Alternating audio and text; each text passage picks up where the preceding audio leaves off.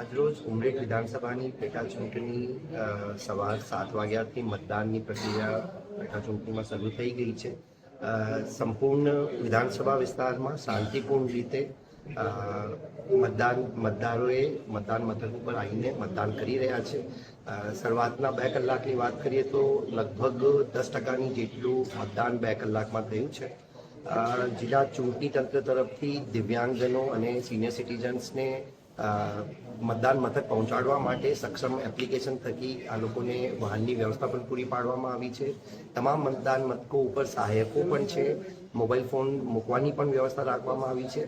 ઉમરેઠ વિધાનસભા પેટા ચૂંટણીના તમામ મતદાન મથકો એટલે કે 306 મતદાન મથકો ઉપર વેબકાસ્ટિંગની સુવિધા રાખવામાં આવી છે અને અહીંયા ઓડ ખાતેથી ડિસ્ટ્રિક્ટ કમાન્ડ એન્ડ કંટ્રોલ સેન્ટરથી તમામ કેમેરાઓ ઉપર તમામ મતદાન મથકો ઉપર એકદમ સતત વોચ રાખવામાં આવી રહી છે.